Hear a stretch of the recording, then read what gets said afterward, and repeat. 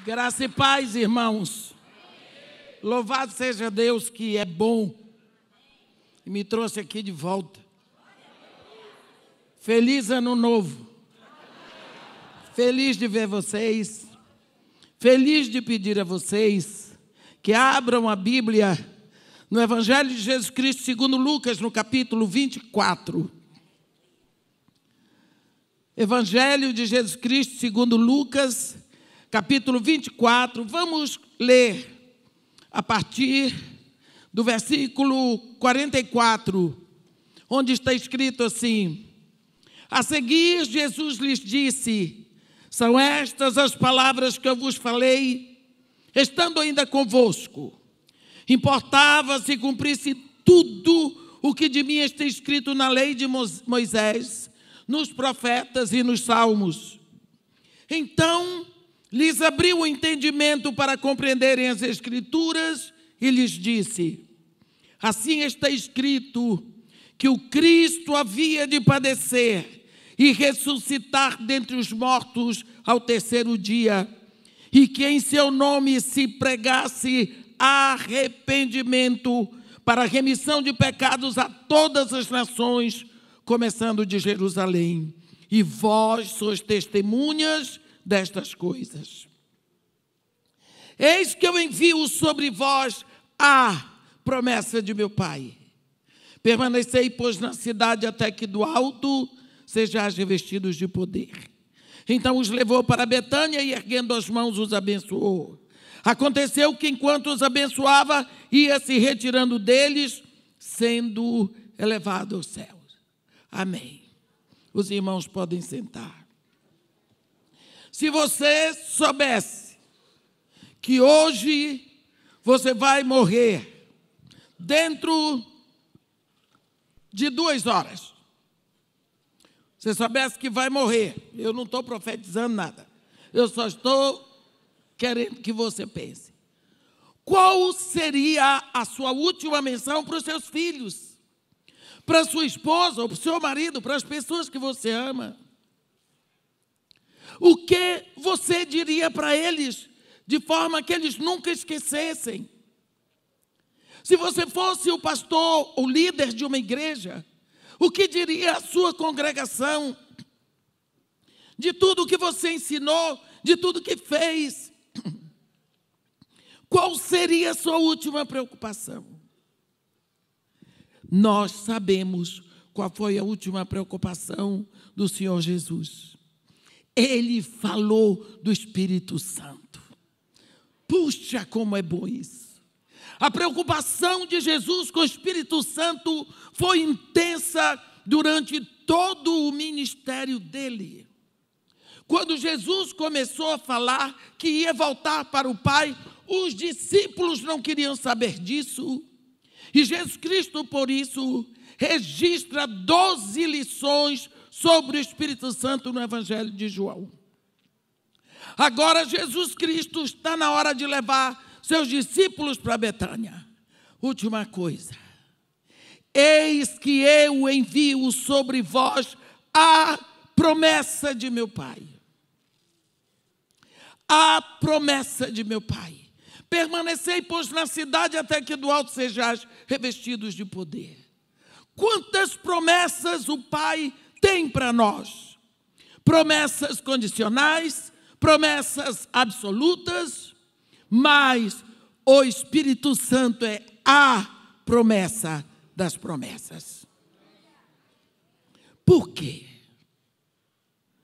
Quando houve o pecado nos céus, a rebelião dos anjos, nós sabemos que o Deus nosso Pai não moveu um dedo para redimir os anjos. Mas assim que o homem pecou no Éden, Deus expôs, publicou, abriu a boca, anunciou que ele tinha um plano para a redenção. E o plano de redenção é o único. Ele diz para a mulher e para o diabo estava lá travestido de serpente, porque ele é o primeiro travesti da história. Ele disse: eu colocarei inimizade entre a tua descendência e o seu descendente.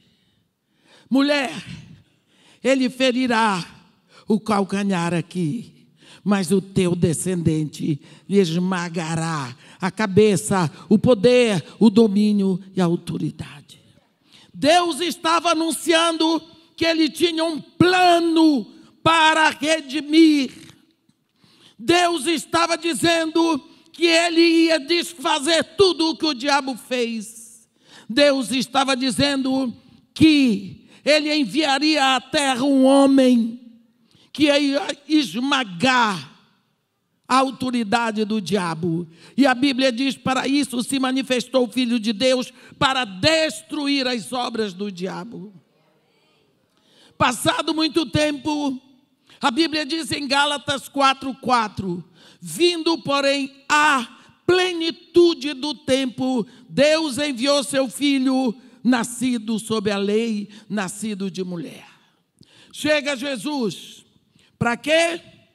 Jesus Cristo vem para efetuar a redenção. Deus, o Pai, planejou, o Filho vem e efetuou, cabalmente, todinha, não deu mais, não sobrou nada. Ele mesmo lá na cruz gritou: tudo, Pai, tudo está consumado. Não tem mais nada, não falta nada, por isso, Pai, nas tuas mãos eu entrego o meu espírito. Pronto. Redenção planejada pelo Pai, redenção efetuada no Filho. E agora? E se você comprar uma Ferrari e deixar lá na concessionária, para que serve? Esta redenção tem que chegar a nós. Ela vai ser aplicada a nós pelo Espírito Santo.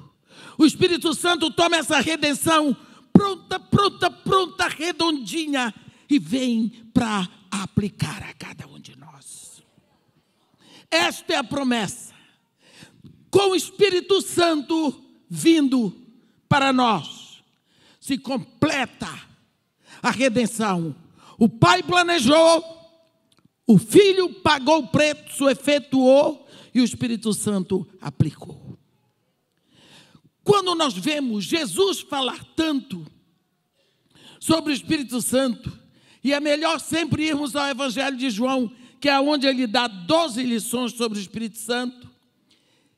Os discípulos não queriam que Jesus fosse, mas ele diz no capítulo 16 de João, versículo 7, mas ele olhou para os discípulos e disse: mas é necessário que eu vá, é bom para vocês que eu vá, convém-vos que eu vá. Eu vou dizer uma coisa que não é muito delicada, mas o que ele estava querendo dizer, na linguagem dos brasileiros, seria: se eu não for, vocês estão fritos, porque fica tudo pronto e vocês.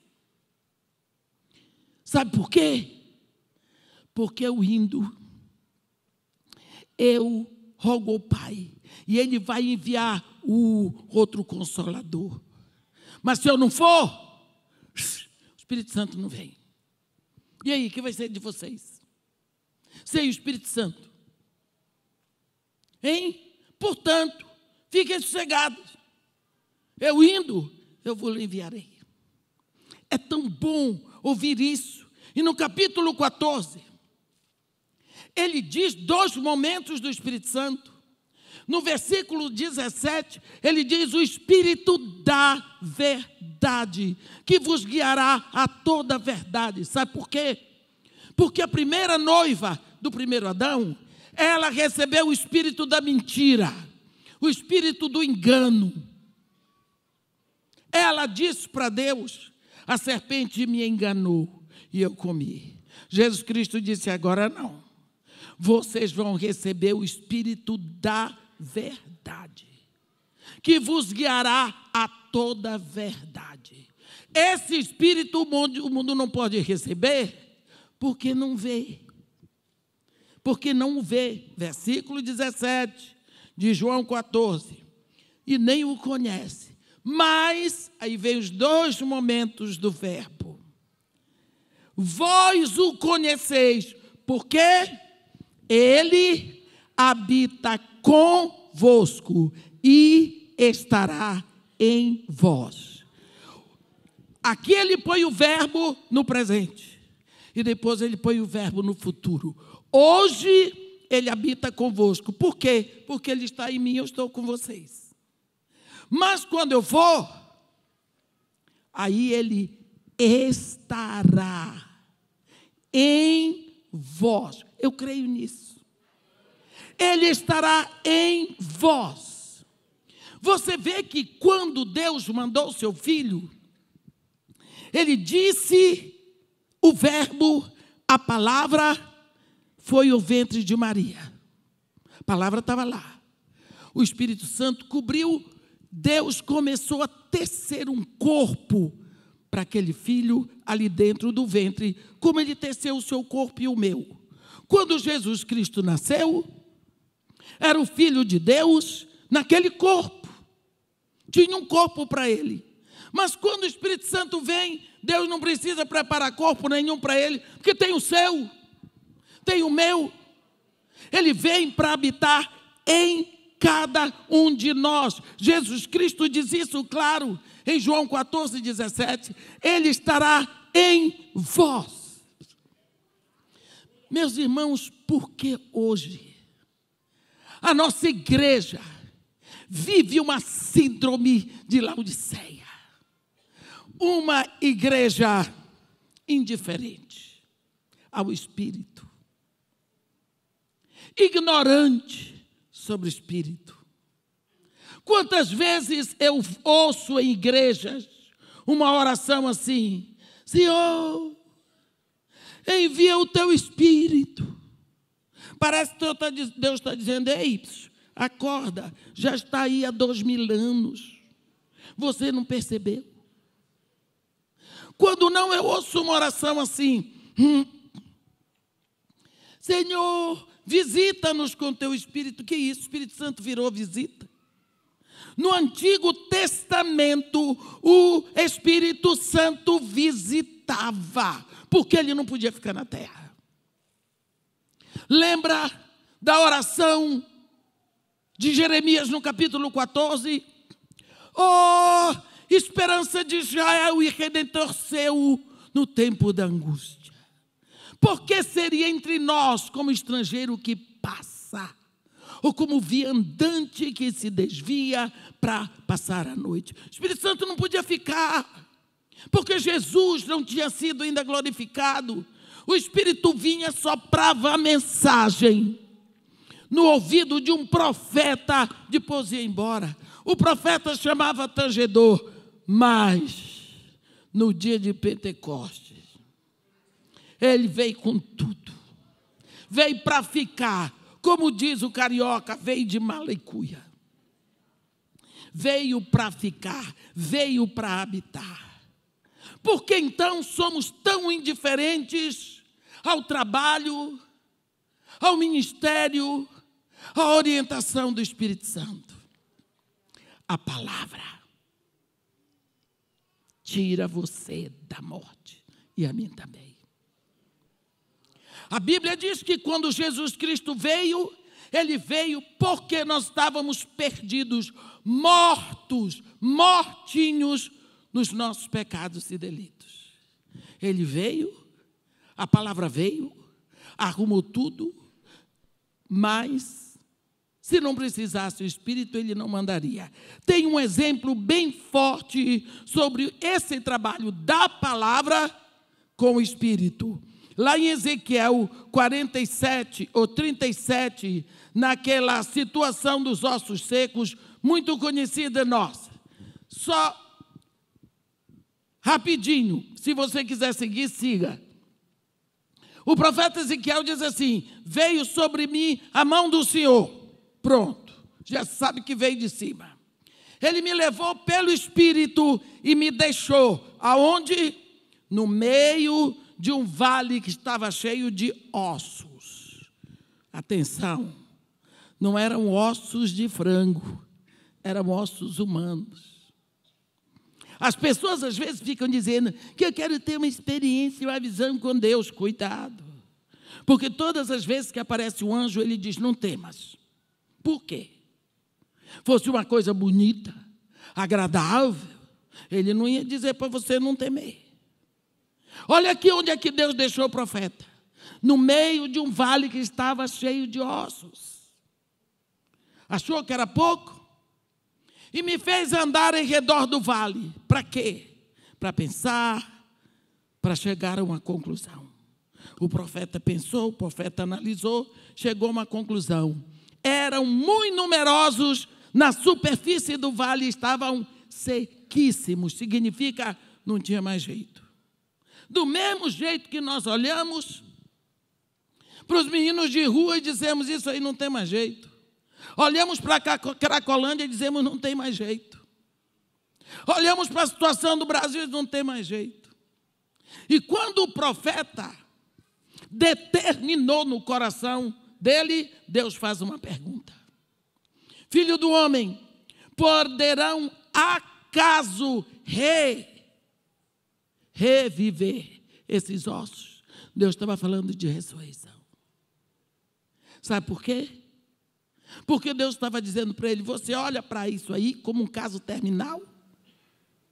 Você acha que eu criei ossos secos? Você acha que esses ossos nunca tiveram vida, filho do homem? Você acha que eles nunca choraram, nunca sofreram, nunca amaram, nunca tiveram emoções? Por que você determinou o fim de uma coisa que não está sob a sua autoridade? Poderão, acaso? E o profeta acordou e disse, Senhor, tu o sabes. Profetiza. Manda a palavra, porque só a palavra de Deus vai trazer a vida. Profetiza. Profetiza. A Bíblia diz em Apocalipse 19 que o testemunho de Jesus é o espírito da profecia. Onde vem a palavra de Deus, vem a vida. Profetiza. O profeta não sabia. Deus diz, profetiza assim. Diz para eles, ossos secos, ouvi a palavra do Senhor. Osso seco ouve? Se for a palavra de Deus, ele ouve. Você sabe por que tanto osso seco por aí? Porque a palavra que está sendo pregada não é a palavra de Deus. Tem muita abobrinha sendo pregada, tem muita invenção, tem muito ensino falso, tem muita coisa da alma do homem. Nossa alma é doente. Invenção sendo pregada, mas a palavra de Deus, quando chega, ela é viva e eficaz. Ela trabalha sozinha. Ela nasce no coração de Deus. Um senhor me disse, irmã, eu quero lhe confessar que eu repito todas as suas pregações. Eu disse, preocupa não, porque eu repito tudo que está na Bíblia. Minha pregação já é copiada. Não tem Paulo, não tem Pedro, não tem João, copio tudo. A minha pregação é plágio. Vou plagiar, graças a Deus. Profetiza. Como? Diz assim, ossos secos, ouvi a palavra do Senhor. O profeta deve ter ficado meio tonto, porque a gente quando anda com Deus fica assim meio, né? Olha o que Deus diz. Eis que farei entrar em vós o meu espírito e vivereis. O profeta estava, coitado, ó, como que Deus vai botar espírito nessa porção de osso? Porém tendões sobre vós, farei crescer carne sobre vós estenderei meu espírito, estenderei pele, e porei em vós o meu espírito e vivereis, e sabereis que eu sou o Senhor. O profeta disse, coitado, ele estava ali apanhando. E ele diz que enquanto ele profetizava, misericórdia, ele viu um osso sair de um lado, pegar o seu osso. Ele disse que era um ruído de osso seco, um batendo no outro, no ar, pá, pá, cada um procurando o seu pedaço, e ele lá apavorado e profetizando, apavorado. Ele disse que daqui a pouco os ossos se juntaram e ele olhou, já não eram simples ossos secos, eram esqueletos completos. E daqui a pouco a coisa continua, haviam tendões sobre eles, cresceram carnes, o profeta começou a ver órgãos, aparece estômago, intestino, coração, pulmão, fígado, e as veias e as artérias, cresceram carnes, se estenderam peles, mas não havia o espírito. Sabe o que ele viu? Eram ossos secos, depois eram esqueletos, agora eram defuntos. Havia uma vastidão de defuntos. O profeta deve ter ficado maravilhado. Que maravilha! Olha o que Deus está fazendo. Eram ossos secos, mas agora, tudo direitinho. Tudo direitinho. Mas era tudo defunto. Tinha aparência de que estavam dormindo. Pareciam vivos, mas estavam mortos. Aí o profeta ficou satisfeito. Olhando. Ficou feliz. Então ele me disse: profetiza o Espírito, profetiza o Filho do Homem, e diz-lhe: assim diz o Senhor Deus, vem dos 4 ventos, ó Espírito, e assopra sobre esses mortos, para que vivam. Ele diz: profetizei como ele me ordenara, e o Espírito entrou neles, e viveram, e se puseram de pé, um exército sobre modo numeroso. Meus irmãos, não pareciam vivos, mas estavam mortos. Mas quando o Espírito vem dos 4 ventos. Como foi que o Espírito veio no dia de Pentecostes? A Bíblia diz que ao cumprir-se o dia de Pentecostes, estavam todos reunidos no mesmo lugar. De repente, ouviu-se um som do céu, como de um vento impetuoso que encheu toda a casa. Por quê? O Espírito tem tantos símbolos na Bíblia. A água, a chuva, o vento, o sopro, o penhor, que mais? O fogo, o óleo, a pomba. São todos símbolos do Espírito. Mas no dia de Pentecostes, o Espírito Santo inaugurou a igreja, vindo como vento, impetuoso em qualquer língua que você leia. Atos 2, ele lhe dá a intenção desse vento forte, impetuoso, que encheu toda a casa. 4 ventos. A Bíblia fala de 4 ventos tantas vezes. Tantas vezes fala de 4 ventos. Você ouve falar. Você lê 4 ventos. O trabalho completo do Espírito Santo como vento é com 4 ventos. Se você quiser, eu vou dar só um exemplozinho aqui, que eu não tenho muito tempo para fazer estudo, mas aqui em Daniel 7 e Daniel 8, só para você completar o estudo em casa.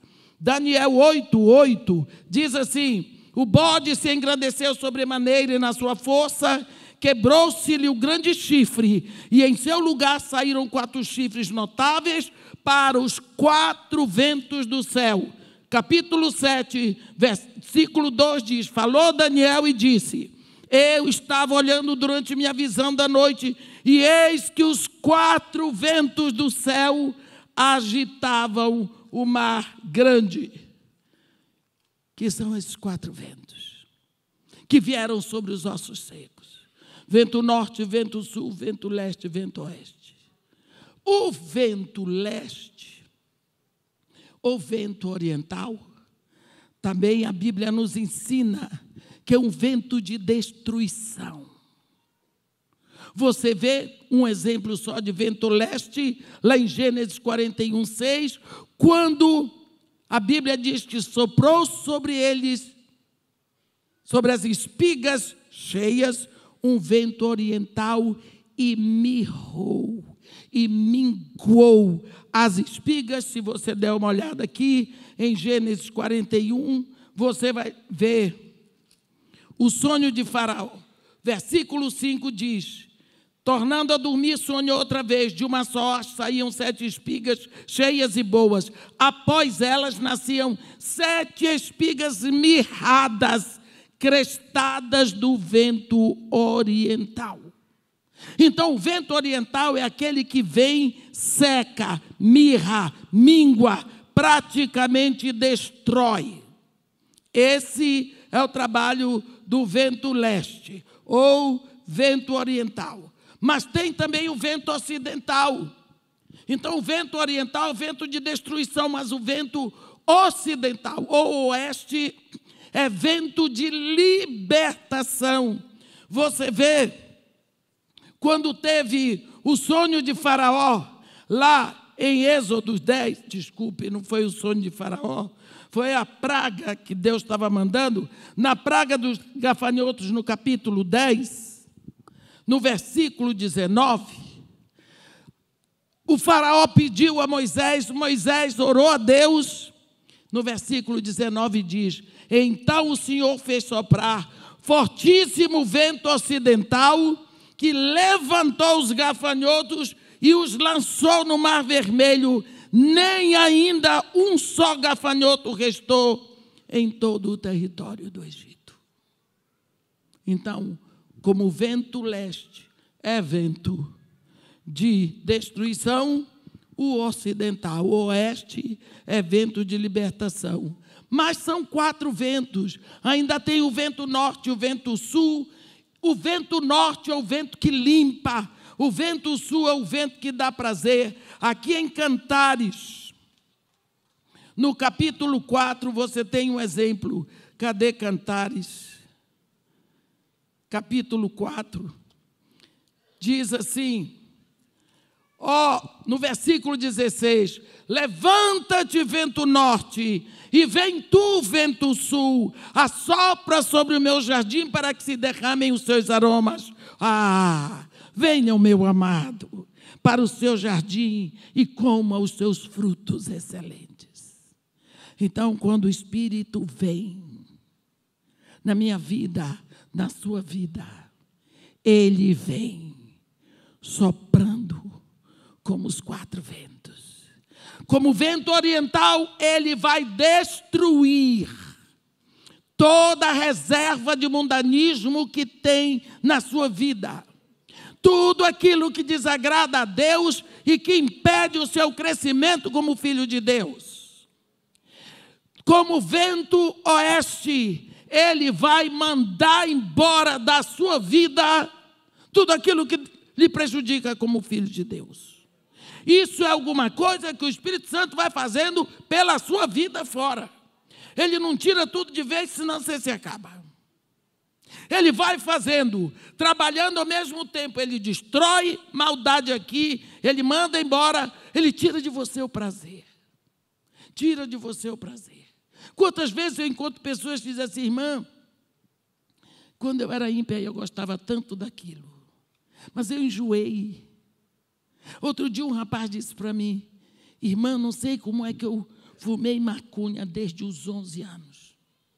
Depois que eu estou com Jesus Cristo, eu não aguento sentir o cheiro da maconha. Pois é, meu filho. Aí você sabe que eu sofro aqui no Morro Dona Marta 28 anos, cheirando maconha sem querer. E quantas vezes eu tive que vomitar?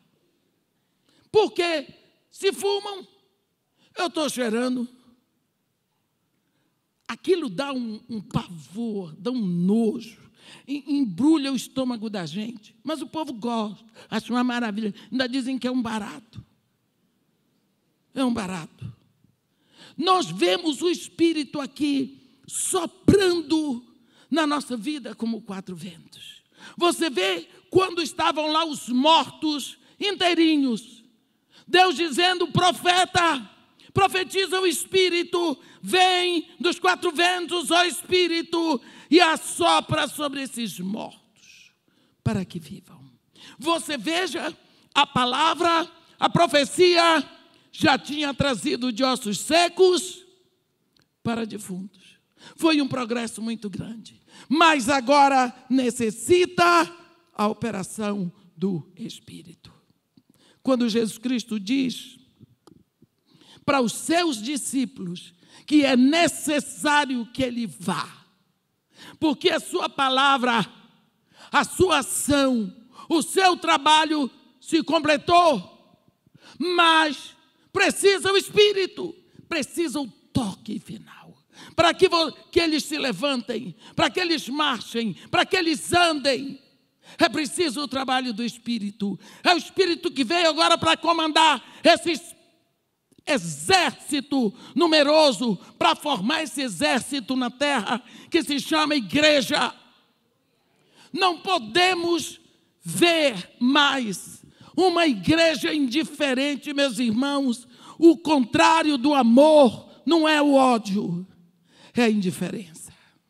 Uma igreja indiferente, uma igreja balofa, uma igreja ignorante, uma igreja onde o Espírito ainda não queimou o coração, uma igreja que não está queimando de amor pelo noivo, uma igreja que não está gritando Maranata, uma igreja que não tem fome, que não tem sede por almas, uma igreja que não vai à frente, uma igreja sossegada, uma igreja confortavelmente assentada. O Espírito Santo veio para fazer, para corroborar a nossa redenção. Precisamos saber da necessidade desse Espírito em nossas vidas. Quantas vezes nós vemos isto gritado na Bíblia? Sabe aquela rocha que andava e acompanhava o povo pelo deserto? A rocha é sempre símbolo de Jesus. Mas é lindo como aquela rocha só produzia água quando era ferida. Significa que a rocha Jesus, quando foi ferida na cruz, ela poderia produzir o Espírito, é o símbolo, a água. Quando a rocha foi ferida lá na cruz, ela produziu a água do lado.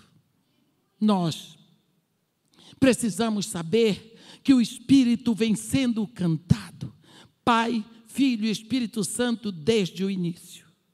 E esse Espírito está aqui, meus irmãos, para aquecer os nossos corações, para explodir uma bomba de alerta nos nossos corações, para soprar como vento norte, vento sul, vento leste, vento oeste, e soprar uma bomba que nos levante para gritar Maranata, para que nós tenhamos pressa em ir fazer discípulos.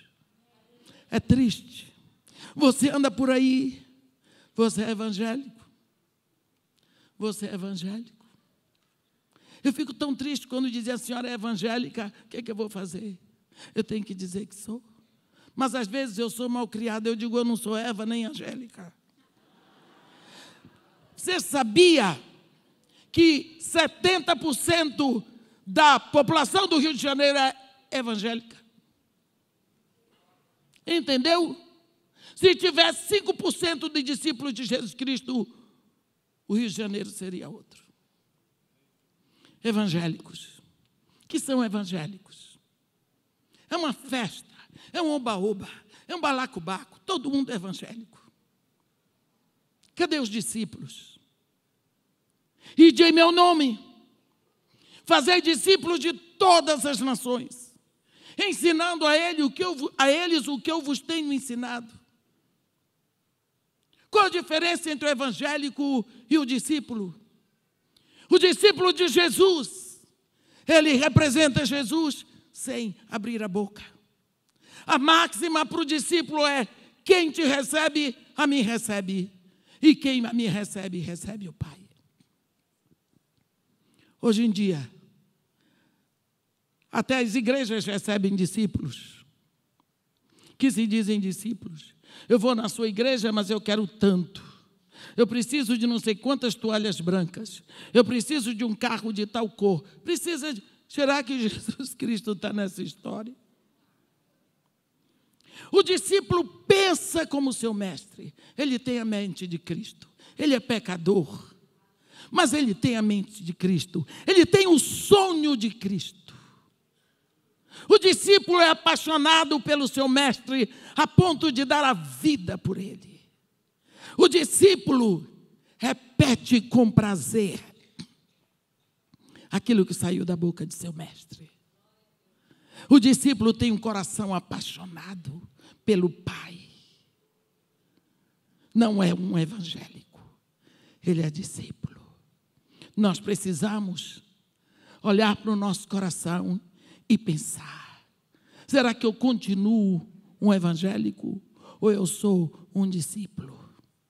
Jesus Cristo quer discípulos, mandou fazer discípulos. Eu digo para você, discípulos estão sendo feitos hoje.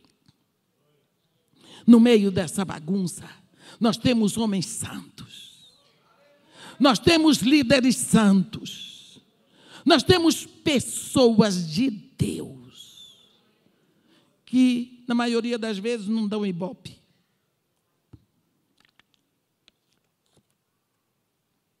Porque o ibope deles, eles querem para o reino. Olha, eis que eu envio sobre vós a promessa de meu Pai. Essa promessa já veio, ela já se cumpriu. O Espírito Santo está aqui. Eu desejo para você hoje, meu irmão, de todo o coração, que esse Espírito venha e em 4 ventos ele sopre dentro de você e de dentro de você, e que jogue fora de todas as reservas que não agradam a Deus, e como fogo ele queime você a um ponto que você tenha uma explosão de amor pelo seu mestre, e que de hoje em diante você viva e deseje e grita: Maranata, ora vem, Senhor Jesus. E que tudo isso seja para a honra e glória do nome de Jesus Cristo. Amém.